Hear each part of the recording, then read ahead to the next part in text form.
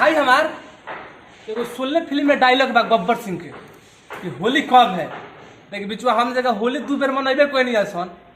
आ फिर सुने में आवत है कि दिवाली 2 दिन पड़े वाला बा, तो अभी समय बा आ सब हमनी के मिलजुल के एगो तारीख के डेट कर लियल जाए कि हइये दिन हम के मनावल जाई ना। तो 2 दिन जब पड़ता तो मजा उतना नहीं खिया, 2 भाग में लोग बढ़ जाता।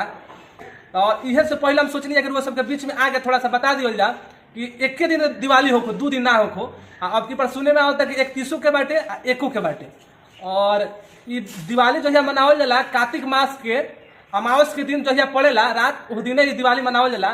तो आपके पास अमावस के दिन बाटे 3:52 पर 31 तारीख के, और 1 तारीख के 6:12 पर रही।